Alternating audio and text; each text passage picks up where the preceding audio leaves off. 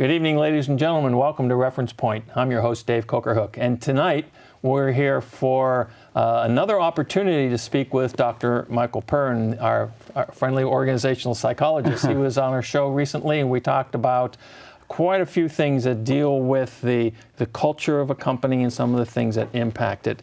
And so, Dr. Pern, thank you so much for coming back to Reference Point. Pleasure to have you here. I'm glad to be here. So, toward the end of our last show, we were talking about a concept of that you refer to as resiliency. And we were discussing that the kind of pressure points and things that can go on in an organization that can cause conflict or cause someone to pull back or whatever, and ultimately possibly break, so to speak, are very real things, but there are things that can be done to help someone, I guess you call it, bounce back from that. Mm-hmm. I think the first thing that we really need to understand about resilience is actually that it's a whole range of things. At one level, there's what I call extreme resilience, and that is in a crisis. You have the ability to take extreme action to get yourself out of a difficult problem. Okay. So there's the famous story of the mountaineer who was a boulder fell on him and trapped his arm. Oh, they made a movie of that. Yeah, exactly. Yeah. Now that's resilience because he survived for 36 hours and eventually cut his arm off to stop himself from dying. Right. Now that's resilience. That's extreme bounce back. But actually at the other end of the spectrum, there's another kind of resilience called what I call everyday resilience. All of us are born to be resilient. Right. We've got it in us. Because if you think about it, if every time something went wrong or against us in evolutionary past, we sat down and cried, we would not have survived as a species. Right. So we have the genes in us that says even bad things we can overcome. Because if we don't try to, we're going to die out as a species. So we're wired to be resilient. We're born with it. So most people are resilient. They take life's knocks as they come. Mm-hmm. They take setbacks. They recover from bereavement. They recover from huge disappointments. But there are times when our level of, if you like, inborn resilience gets lower and lower and lower. And that's usually caused by prolonged stress, prolonged uncertainty, change that's too rapid, or even the feeling that you're not being valued. So a lot of things can contribute to reduced resilience. Which are some of the things that we were talking about at the last show, about the things that can cause cracks in the culture of an organization. Yeah. So how do you nurture an individual's resilience quotient? Yeah. Well, I'm going to have to kind of give a very, very broad definition first. Okay. So if you think of resilience as the ability to stay effective, regardless of what happens to you, and feeling positive about the future. Mm-hmm. So it's this combined thing. I can still function even though times are tough. I can still function even though I've had a big disappointment in my life or whatever. So that's kind of the resilience, this general ability to handle life's problems, setbacks, etc. Mm-hmm. And the general ability to stay positive and optimistic regardless of what happens. So in that sense, you can build resilience. And there are two broad approaches. One is what we call positive emotions, and the other one is confronting your automatic negative thoughts. So I'll start with the narrower concept. Okay. A lot of people are very prone to blaming themselves when things go wrong. Oh yeah, of course. It's my fault. I am a failure. That's a classic. Not, it didn't work out. I must do something different. So once you start blaming yourself... So where does that originate from? Why do we do that? Well, again, in psychology, by the way, as you probably know, there's no simple answer to anything. Because human beings are so complex, so there isn't really a simple answer. It can arise from a variety of things. It could be childhood, the way that your parents nurtured you. It could be your personality or your temperament. Some introverted people, for example, are more likely to be pessimistic than optimistic. So a variety of things can cause it. Okay. But what we now know, and then if you grow up in, say, a socially disadvantaged environment, you tend to see the world in a negative way, and you tend to then be prone. See, there's a whole variety of negative thoughts. Okay. So me, I'm a failure, as opposed to it did not work. There's something called catastrophizing. I haven't heard that one. It's a small problem. It's not the end of the world. So one of the skills you can teach people is perspective taking. What's the worst thing you could imagine happening to you? Call that a 10. Okay? What's one of the nicest things that could happen to you? So the fact that you've lost your job, where is it on that spectrum? It's not a 10. You're not going to die. You haven't got cancer. You've lost your job. Oh, maybe it's a 5 or 6. Actually, are there plenty of jobs out there? Yeah, maybe it's a 4. So you can teach people simple mechanisms like that to see the world in a less negative way. That if you see it in an extreme way, you tend to feel that you can't cope with it. So that's what we call these automatic negative thoughts. And you can be trained into identifying them, and you can be trained into coping with them. Okay. Now you have I think it's a book, right? Building Resilience for Success. Is that correct? Yes. And that seems, I'm guessing that's within the framework of the book here. So, so that makes sense in terms of do people generally tend to overreact to something? No. There's a spectrum, you see. Some people are dispositionally negative, dispositionally pessimistic. Others are dispositionally the opposite. So you can almost be too optimistic. But that's not the environment when you were growing up, or is that something that's more fundamental, tied to the genetics or something? You won't be surprised to hear it's a bit of both. It's a bit of both. It's never one thing or another. So it's partly childhood experience, even early attachment to your mother in the first months of life can have an effect on this.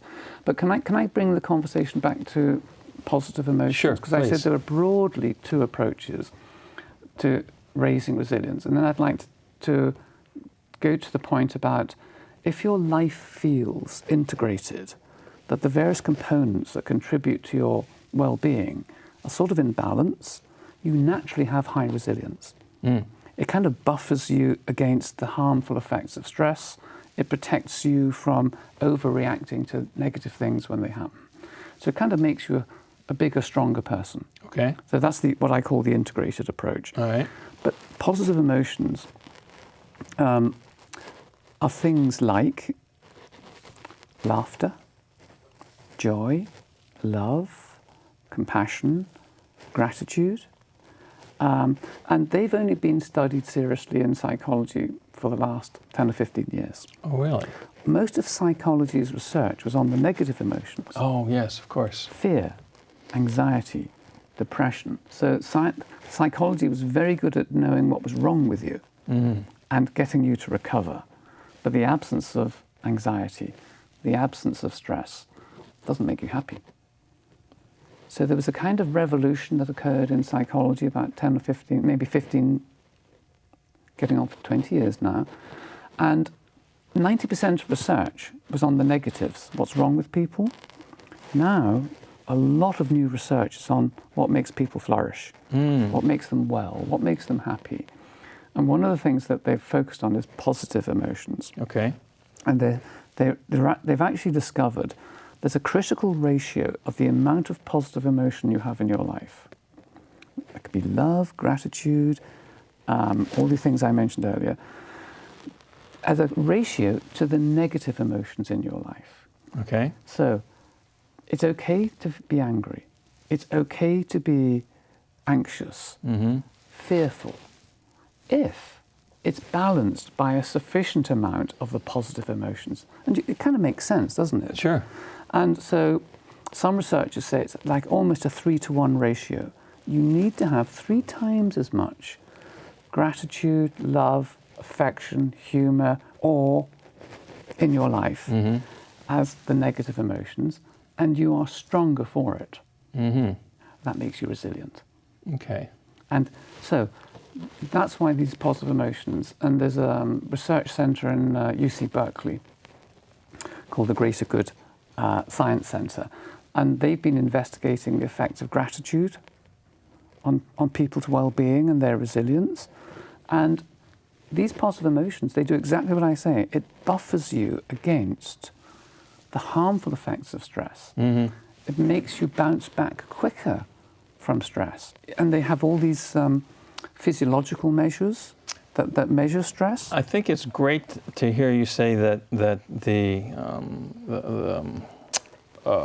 discipline has been putting attention on the research in this area, because you've heard the power of positive thinking, all this sort of stuff from going back decades and decades and decades, you know. Yeah. As you think, so shall she shall, however those words come out, right?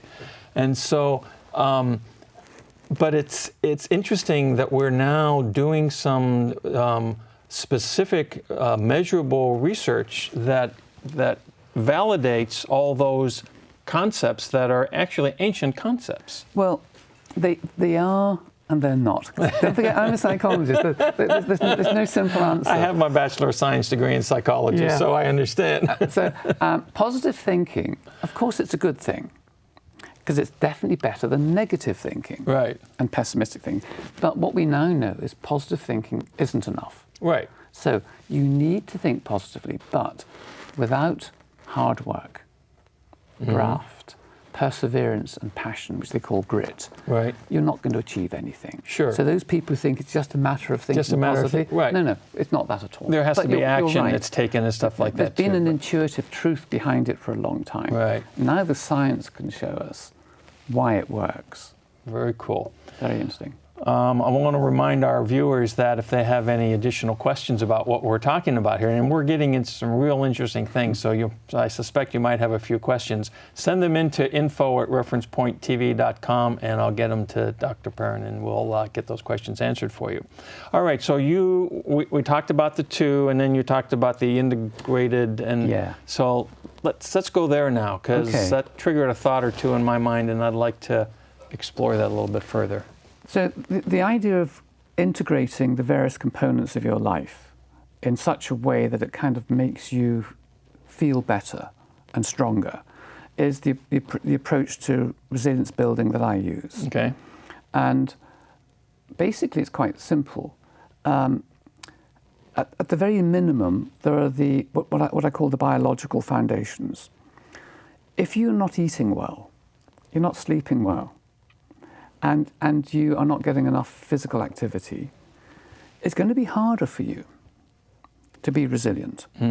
Because all these things affect your health, but when they're good, they actually improve your attention, they improve your concentration, they improve your perseverance. So you can see how if you are low on sleep, and many people don't sleep well, or they don't have enough physical activity. Physical activity, again, the recent research is showing, is so fundamental to our well-being that when it's below a certain level, our immune system gets weaker, our willpower gets weaker, our resolve gets weaker. Very, very interesting. It's like the physical and mental side of the same thing. It's not body and mind, it's one. Right. That's what neuroscience is telling us. There isn't mind and body. The mind is the body is the mind. Right. So one has a huge effect on the other. Does that imply that we should all just get to the point of doing CrossFit competitions or running Ironman decathlon? No, quite the opposite. They're thresholds. If you're below them, for example, all adults need 7 to 8 hours of quality sleep. People think they can get away with less, and it's going to be harmful to them. If you're below the threshold, it shortens your life. It has these negative effects. Okay, if you get to the threshold, you begin to get the benefits. But it's a threshold, so you just need to have enough physical activity in your daily routine to get the benefits. You don't need to run marathons. So more is not necessarily better. No, more is not better. It's because you're choosing to have more. Ah, okay. It's not contributing to your well-being. Right. It's not making you more resilient. But if it's a passion, then that's a positive thing. Yes. And then you can... Good. Got it. Okay. So the next level of my framework is you at your best. And so one of them is what we call strengths, attainment, and if your passion is running, you can often go into a state that they call flow, where you're so in the zone, right. You're so concentrating, there's a level of skill, you're just at it, and you almost lose a sense of time. Yeah, and the next thing you know, it's like 2 o'clock in the morning, and it was like 7 a.m. just a minute ago. But you come out of flow feeling refreshed, energized. So you need to have flow in your life. And sometimes people find their natural strengths, if they're not using them, it can inhibit them getting to these states of flow. And flow can be anything from painting, gardening, playing chess, running, these things. So flow is very important to it. So we've got the biological foundations, thresholds, below which can be harmful to you, above which doesn't really make that much difference. Then we get this area called you at your best, and flow. Then we've got possibly the single most important thing that contributes to well-being and resilience. What would you guess it is? Just have a guess. Remember human beings? Eating? I don't know. Human connection. Human connection. Yeah. Social relationships and the pleasure we get from meaningful, close relationships, friends, family, loved ones, is the single biggest contributor to human well-being. Okay. If you took one of them on their own, it's that. A lot of people are so busy at work, they lose connection with their friends. Lives are very busy.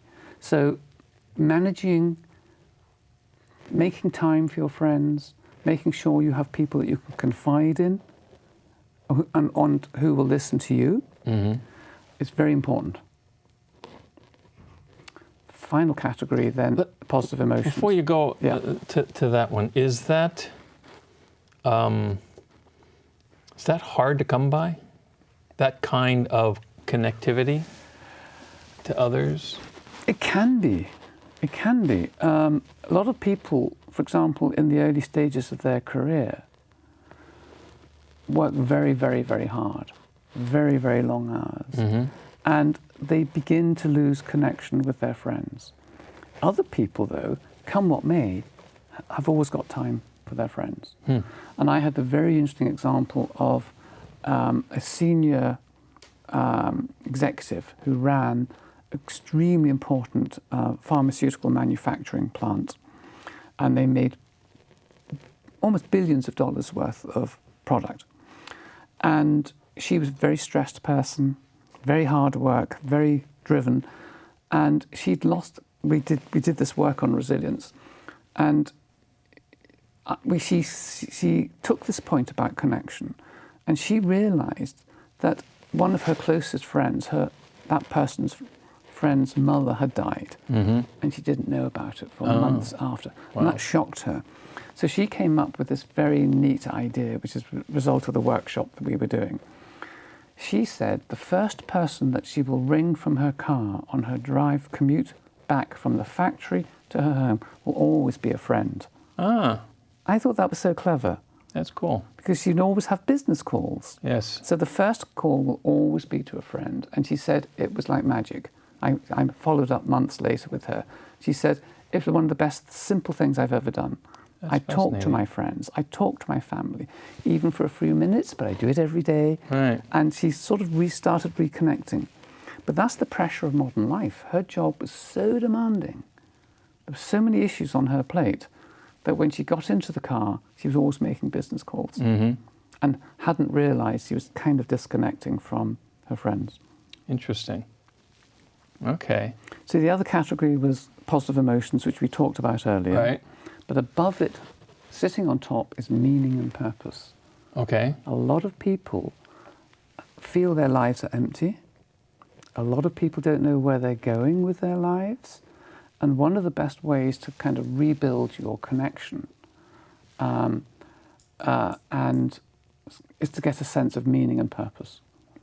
Lifelong goals driven by values rather than material things. Contributing, volunteering, and even spirituality, being a member of the faith. All of these collectively affect your resilience. So all you have to do is see where you're a little bit weak in some of these categories and begin to take action. And it's not difficult. And you get an accumulative build of resilience. So that's, my mind's going a little faster than my lips want to move. But I can really kind of get what that means for an individual. Yeah. Can we extend that into what it means for an organization? That is a real challenge. Now, in the work I've done, I have run workshops on resilience building for the leadership team of a complete organization. And the fascinating thing is they start skeptical, they start a little bit defensive, but gradually when they talk about resilience and what might be the benefits to them if they could build their resilience, what might be the benefits to the organization, a sense of common humanity begins to surface in the group. They become more open. And it's the point I think I made either the last time we talked or earlier in this one. It's reconnecting with our humanity. Yeah. And we all have the same issues. We all have the same pressures. Right. And then you have the recognition that if it's going to work for the executive team, it will work for groups lower down. And you can begin to manage change differently. You can begin to communicate differently. And the other way, by the way, there are questionnaires, assessment tools that will actually measure the level of resilience in your organization and identify pockets that are maybe worse than others. And then you say, oh, why is it different here? Sometimes it's a bad manager. Sometimes it's because they are customer facing and they have to deliver bad news to customers. And customers argue back and it's very stressful. Right. So that's how so you can make an organization more resilient. Very cool. All right. So let's, we have about 3 or 4 minutes left in our show today. And this is, so just, and I'm trying to slow down the words in my head so that I can say something coherent. But I think that the one of the things I'm getting from this conversation, and I really appreciate that, is the fact that as a discipline, organizational psychology and psychology in general is moving in the direction of this more holistic perspective of what it means to be human. Yeah. And my hope is that more people start to resonate with these concepts because, I've been in a lot of different companies over the years and some of them are very autocratic in the way they run and it's just like it's my way or the highway type thing and that's very frustrating. A thought that comes to mind in the last 2 minutes here. You mentioned having this sense of a purpose or meaning is critical. I've talked to lots and lots of people that don't really know or have a sense for what it is that is the thing that drives them. How do you come to find that? What should someone do to really help uncover for themselves what that purpose and passion is? Okay. I think the simplest and possibly the most effective thing anyone could do, and I hope your listeners will pay attention to this bit in particular, there's a questionnaire called Values in Action, VIA, and if you Google VIA questionnaire, it measures your values and the strengths that are displayed through those values and gives you a picture of what they call your signature strengths. And the report is free. It's based on a huge piece of research that was done in all parts of the world, all cultures, religions, all the known research. And we are driven by 6 core values as human beings. And these core values are evidenced through these 24 signature strengths. I would recommend anyone who wants to think about what works for them, what makes them tick, what kind of drives them in terms of the things they value, go and do the questionnaire. And if you want to pay the $25 extra, you get practical advice as to what you might be able to do about it. Very interesting. Yeah. Okay, I had never heard of that. And that's a great one. Yeah. Values in action. Yeah. Right? Very respected research, very scientific, so it's not superficial. Right. It's very, very, very good piece. This is, I think, a great thing to be closing out our discussion on, Michael, because it ties both to the personal and to the organizational. So I want to thank you so much for coming down and joining us here on Reference Point. And ladies and gentlemen, don't forget, if you have any questions, you can send those questions to info@referencepointtv.com, and I'll make sure that Michael gets those questions. So again, thank you for coming. Greatly appreciate it. And ladies and gentlemen, we'll see you next time on Reference Point.